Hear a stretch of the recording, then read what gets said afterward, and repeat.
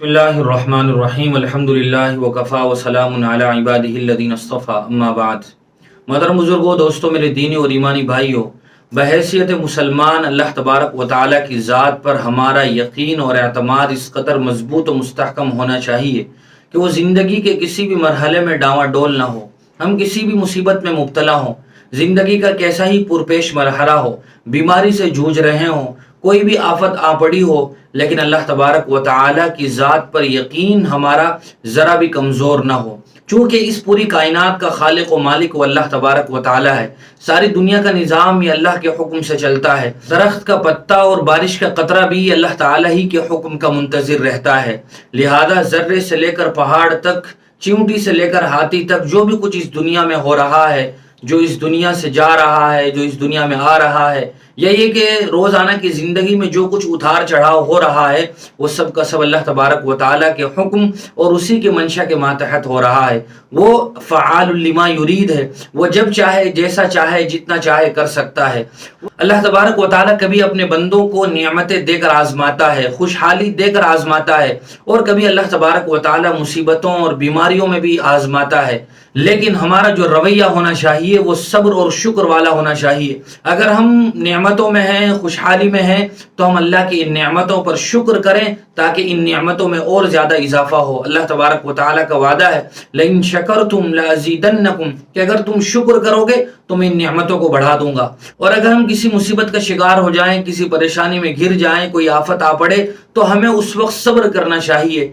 अल्लाह तबारक व तआला की तरफ हमारा रुजू बढ़ जाना चाहिए, न ये कि हम इस तरह की कमज़ोर बातों में पड़ जाएं जैसा कि आमतौर से देखा जाता है। बहुत सी मरतबा देखा गया कि अगर कोई आदमी किसी बीमारी का शिकार हुआ, किसी परेशानी में घिर गया, तो उसे चाहिए कि वो अल्लाह तबारक व तआला की तरफ आए, अल्लाह ताला से दुआएं मांगे, अल्लाह ताला के सामने गिरियावजारी करे, अपने गुनाहों की बख्शिश का सवाल करे। वो इधर उधर के टोटकों में और तावीज़ गंडों में या ये कि बाबाओं के पास जाने लगता है। फिर वो इन्हीं चीज़ों में ऐसा उलझ कर रह जाता है कि उसे अल्लाह तबारक व तआला की तरफ आने का कोई रास्ता ही सुझाई नहीं देता है। कई बार ये भी देखने में आया कि किसी आदमी का कारोबार ठीक चल रहा था, दरमियान में कोई परेशानी आ गई, अब कारोबार पहले की तरह नहीं चल रहा है, दुकान पर पहले जिस कदर ग्राहक आते थे अब वो बहुत कम हो गए। तो आदमी इस तरह के वहम में और वसवसे में मुब्तला हो जाता है कि मुझ पर किसी ने कोई जादू कर दिया है, या ये कि नज़र लग गई है, या ये कि आदमी ने कोई कारोबार शुरू किया और शुरू करने के बाद वो जिस तरह की उम्मीद लगाए बैठा था कि मेरा कारोबार खूब चलेगा, खूब फलेगा फूलेगा, लेकिन इस तरह की कोई बात नज़र नहीं आती, तब भी वो इसी तरह के वसवसों में मुब्तला हो जाता है। ये बात याद रखनी चाहिए कि जादू का हो जाना और नजर का लग जाना ये बिल्कुल यकीनी और सच्ची बातें हैं। यानी कुरान और हदीस से ये बात साबित है कि जादू भी हो जाता है, नजर भी लग जाती है। हुजूर ने फरमाया अल ऐनु हक़्क़ुन, और खुद हुजूर को भी जादू हो गया था। लेकिन जिस कदर कसरत के साथ हमारे यहाँ हर दूसरा आदमी जादू या नजर का रोना रो रहा होता है, इस तरह की कोई बात नहीं होती है। आदमी को चाहिए कि वो अपने आमाल पर नजर सानी करे, वो अपनी जिंदगी के और रोजो शब के जो कुछ उसके काम है, काज है, वो उस पर नजर दौड़ाए कि कहीं मुझसे खिलाफ शरीयत कोई काम तो नहीं हो रहा है, अल्लाह तबारक व तआला की शान में मुझसे कोई गुस्ताखी तो नहीं हो रही है, मैं रसूलुल्लाह सल्लल्लाहु अलैहि वसल्लम की सुन्नतों को पामाल तो नहीं कर रहा हूँ, मैंने जो कारोबार शुरू किया है या मैं जो बिजनेस करता आ रहा हूं उसमें कोई धोखाधड़ी, फ्रेब और फ्रॉड वाली बात तो नहीं है, मैंने किसी की बद्दुआ तो नहीं ले ली है, मैंने किसी पर जुल्म तो नहीं कर दिया। आदमी इन चीजों पर नजर दौड़ाए, क्योंकि अल्लाह तबारक व तआला कुरान मजीद में इरशाद फरमाते हैं कि जो मुसीबतें और परेशानियां तुम्हें आती हैं वो तुम्हारे आमाल का नतीजा होती हैं। वमा असाबकुम मिन मुसीबतिन फबिमा कसबत अयदीकुम व यअफू अन कसीर। अल्लाह तबारक व तआला तो बहुत सारी गलतियों को माफ़ फरमा देते हैं, लेकिन फिर भी अगर कोई मुसीबत है, परेशानी है, तो वो तुम्हारी बदआमालियों का नतीजा है। और अगर बदआमालियाँ नहीं हैं तो अल्लाह ताला की तरफ से वो आजमाइश है, हमें उस आजमाइश पर खरा उतरना चाहिए। अल्लाह तबारक व तआला फरमाते हैं वलनबलुवन्नकुम बिशैइन मिनल खौफि वल जूअ व नक्सिम मिनल अम्वालि वल अनफुसि वस्समरात, कि हम तुम्हें आजमाएंगे कभी भूख से, कभी खौफ से, कभी तुम्हारे बागात के फलों में कमी करके, कभी किसी की जान लेकर हम तुम्हें आजमाएंगे। लेकिन ए हुजूर, आप खुशखबरी सुना दो ऐसे लोगों को जो सब्र करें और मुसीबत के वक्त में अल्लाह ताला से ये कहें इन्ना लिल्लाहि व इन्ना इलैहि राजिऊन, कि अल्लाह हमें तेरी तरफ लौट कर आना है और ये सब कुछ तेरा ही दिया हुआ था। लिहाजा चाहे हमारे कारोबार में घाटा हो गया हो, یا یہ کہ ہمارا بزنس نہ چل رہا ہو، ہماری دکان پر پہلے کی طرح گاہک نہ ہو یا گاہک ہی نہ آ رہے ہوں، تو ہمیں اللہ تعالیٰ کی طرف متوجہ ہونا چاہیے. یہ اللہ تعالیٰ کی طرف سے آزمائش بھی ہو سکتی ہے. اور جو لوگ بات بات میں یا اس طرح کی صورتحال میں جادو اور نظر کی باتیں کرتے ہیں، ان کو اپنے گھر پر اچانک کوئی گر گئی ہوئی سوئی بھی جادو نظر آتی ہے. انہیں کوئی کاغذ عجیب سا پڑا ہوا نظر آ گیا تو انہیں لگتا ہے کہ کسی نے جادو کر دیا ہے. اس طرح کا ماحول گھر پر بن جاتا ہے کہ انہیں بات بات میں اسی طرح کی وجہ سمجھ میں آتی ہے کہ کسی نے ہم پر کچھ کروا دیا ہے، حالانکہ ایسا کچھ نہیں ہوتا ہے. یا تو یہ اللہ تعالیٰ کی طرف سے آزمائش ہے. بہت سی مرتبہ ایسا بھی ہوتا ہے کہ ہم نے جو کاروبار شروع کیا اس کاروبار کے لحاظ سے پالیسی بھی ہم چینج کر کے دیکھیں، ہم اپنا طریقہ کار چینج کر کے دیکھیں، ہو سکتا ہے کہ اس میں کوئی رد و بدل آ جائے. لہذا ہم ظاہری طور پر بھی اسباب اختیار کریں، عقل دوڑائیں اور اللہ تبارک و تعالیٰ کی طرف بھی متوجہ ہوں. حضور اکرم صلی اللہ علیہ وسلم سے ہمیں کچھ ایسے اعمال اور ایسی دعاؤں کا پتہ چلتا ہے کہ اگر آدمی ان دعاؤں کا اہتمام کرے اور اس طریقے پر چلے جو حضور نے بتلائی ہیں تو اللہ تبارک و تعالیٰ کی ذات سے قوی امید ہے کہ آدمی کی پریشانیاں دور ہوں گی، اس کے رزق میں برکت ہوگی، کاروبار بڑھے گا اور زندگی میں خوشحالی آئے گی، آدمی ڈپریشن سے نکلے گا، انتشار کی کیفیت سے باہر آئے گا. نمبر 1، اللہ تبارک و تعالیٰ نے قرآن کریم میں جگہ جگہ استغفار کی تلقین فرمائی ہے. استغفروا ربکم انہ کان غفارا. قوم نوح سے فرمایا تھا کہ تم سب کے سب اللہ تعالیٰ سے معافی مانگو، وہ تمہارے گناہوں کو بخش دے گا. یرسل السماء علیکم مدرارا، وہ آسمان سے تم پر خوب بارش برسائے گا. ویمددکم باموال وبنین، وہ تمہارے مال میں اور تمہاری اولاد میں برکت عطا فرمائے گا.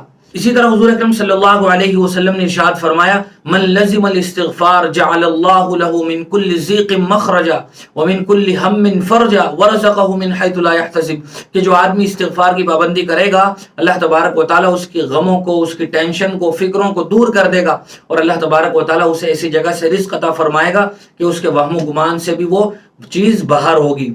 دوسری چیز تقوی ہے. تقوی ایک ایسی صفت ہے کہ جب آدمی اس کو اپنا لیتا ہے تو اسے اللہ تبارک و تعالیٰ وہ کچھ عطا فرماتے ہیں جو دیگر لوگوں کو عطا نہیں کیا جاتا ہے. اللہ تعالیٰ نے خود قرآن کریم میں ارشاد فرمایا، وَمَن يَتَّقِ اللَّهَ يَجْعَل لَّهُ مَخْرَجًا وَيَرْزُقْهُ مِنْ حَيْثُ لَا يَحْتَسِبُ، کہ جو آدمی تقوی اختیار کرے گا ہم اس پر دروازے کھول دیں گے. لہذا ہم تقوی والی صفت کو اپنائیں.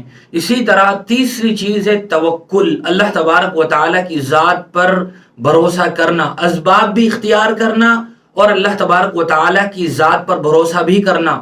دونوں ہی چیزیں ضروری ہیں. ہمارے یہاں افراط و تفریط ہے، کچھ لوگ صرف کاموں میں الجھے ہوئے ہیں، وہ اللہ کی طرف ان کا خیال ہی نہیں جاتا، وہ سب کچھ اسباب میں ہی تلاش کرتے ہیں، وہ نتیجہ اللہ کے حوالے کرتے ہی نہیں، اللہ کو مسبب الاسباب سمجھتے ہی نہیں. لہذا ایسے لوگ بھی غلطی پر ہیں. کچھ لوگ ایسے ہیں جو صرف اللہ سے ہی لو لگائے ہوئے ہیں، اللہ تبارک و تعالیٰ سے صرف دعائیں کر رہے ہیں، دوا کوئی نہیں کر رہے ہیں، وہ اسباب اختیار نہیں کر رہے ہیں. لہذا یہ دونوں انتہائیں ہیں، دونوں غلط ہیں. اعتدال والا راستہ وہ ہے جو اسلام کہتا ہے کہ ظاہری اسباب بھی اختیار کیے جائیں. اگر کوئی آدمی یہ کہے کہ مجھے بچے ہو جائیں اور شادی نہ کرے تو یہ خام خیالی یا غلط فہمی ہو سکتی ہے. ظاہری طور پر اسباب بھی اختیار کرنے پڑیں گے، اس کے بعد اللہ تبارک و تعالیٰ سے نتیجے کا منتظر رہنا ہوگا. لہذا حضور اکرم صلی اللہ علیہ وسلم کی اس حدیث پر غور کرنا چاہیے. حضور نے فرمایا تھا، لو انکم توکلون علی اللہ حق توکلہ لرزقکم کما یرزق الطیر تغدو خماسا وتروح بطانا، کہ اگر تم اللہ تبارک و تعالیٰ پر اس طرح توکل کرو، اس طرح بھروسہ کرو جیسا کہ پرندے کرتے ہیں، تو اللہ تبارک و تعالیٰ تمہیں بھی رزق عطا فرمائیں گے جیسے پرندوں کو عطا فرماتے ہیں. کہ وہ صبح کے وقت اپنے گھروں سے، اپنے گھونسلوں سے خالی پیٹ نکلتے ہیں اور جب واپس لوٹتے ہیں تو وہ پیٹ بھرے ہوتے ہیں. ان کا کوئی کاروبار نہیں ہوتا، کوئی بزنس نہیں ہوتا، کوئی دکان نہیں ہوتی، وہ کوئی بیلداری اور مزدوری نہیں کرتے ہیں. بس اللہ تبارک و تعالیٰ نے ان کا نظام اسی طرح بنایا ہے کہ وہ گھر سے نکلتے ہیں، دانہ تلاش کرتے ہیں اور شام کو وہ پیٹ بھر کے لوٹتے ہیں. لہذا اللہ تبارک و تعالیٰ کی ذات پر مکمل اور کامل توکل اور بھروسہ ہو. نمبر 4، صلہ رحمی. آدمی دوسروں کے ساتھ، رشتہ داروں کے ساتھ قطع تعلقی نہ کرے، رشتے ناطے نہ توڑے، بلکہ رشتوں کو جوڑ کر رکھے. حضور اکرم صلی اللہ علیہ وسلم کی حدیث ہے جس میں آپ نے فرمایا، من سرہ ان یبسط لہ فی رزقہ وان ینسأ لہ فی اثرہ فلیصل رحمہ، کہ جو آدمی یہ چاہتا ہو کہ اس کے رزق میں کشادگی پیدا کر دی جائے اور اس کی عمر میں اضافہ ہو تو اسے چاہیے کہ وہ صلہ رحمی کرے. لہذا رشتے ناطوں کو نہیں توڑنا چاہیے بلکہ ان کو برقرار رکھنا چاہیے. یہ رزق میں اور کاروبار میں برکت کا ذریعہ ہے. حضور نے تو عمر میں بھی برکت کا وعدہ فرمایا ہے. پانچویں چیز ہے انفاق فی سبیل اللہ، اللہ تبارک و تعالیٰ کی راہوں میں خرچ کرنا۔ قرآن مجید میں بار بار اللہ تبارک و تعالیٰ نے خرچ کرنے کا حکم دیا۔ اللہ تعالیٰ فرماتے ہیں یا ایھا الذین آمنوا انفقوا مما رزقناکم، کہ تم اس میں سے خرچ کرو جو ہم نے تمہیں دیا ہے۔ جو کچھ بھی ہمارے پاس ہے وہ بنیادی طور پر اللہ ہی کا ہے، اللہ ہی اس کا اصل مالک حقیقی ہے، لہذا جب اللہ تعالیٰ نے ہمیں دیا ہے تو اللہ کی منشا اور مرضی کے مطابق ہمیں اسے خرچ بھی کرنا چاہیے۔ غریبوں، مستحقوں اور ضرورت مندوں کا تعاون کرنا چاہیے تاکہ ہمیں ان کی دعائیں مل سکے اور ہمارا کاروبار اور پھل پھول سکے۔ جس طرح مظلوم کی بد دعائیں انسان کو ہلاک کر دیتی ہیں، اسی طرح نیک لوگوں کی دعائیں، جن کے ساتھ ہم نے اچھا برتاؤ کیا، جن کی ہم نے مدد کی، ان کی دعائیں بھی ہمارے لیے بہت ہی کارگر اور معاون ثابت ہوتی ہیں۔ حضور صلی اللہ علیہ وسلم نے ارشاد فرمایا، حدیث قدسی ہے، اللہ تعالیٰ فرماتے ہیں انفق علیک، کہ تم خرچ کرو میں تم پر خرچ کروں گا۔ جب اسٹاک ختم ہو جاتا ہے تبھی تو پیچھے سے مال آتا ہے۔ ہم جوڑ کر جمع کر رہے ہیں، روزانہ گن رہے ہیں اور یہ سمجھ رہے ہیں کہ یہ مال ہمارے پاس ہمیشہ رہے گا۔ یہ مال ہمیشہ تو ہمارے پاس نہیں رہے گا، لیکن اس مال میں برکت اور بڑھوتری ضرور ہوتی رہے گی جب ہم اس مال کو دوسروں پر بھی خرچ کریں گے۔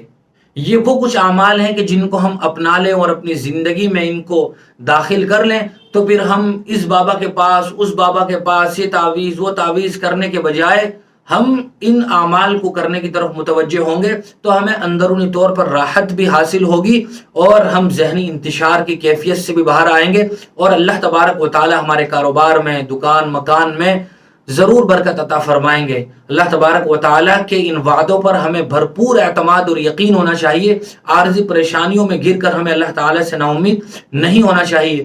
جو یقین کی راہ پہ چل پڑے انہیں منزلوں نے پناہ دی، جنہیں وسوسوں نے ڈرا دیا وہ قدم قدم پہ بہک گئے۔ اللہ تعالیٰ ہم سب کو ان باتوں پر عمل کی توفیق نصیب فرمائے۔ وآخر دعوانا الحمدللہ رب العالمین۔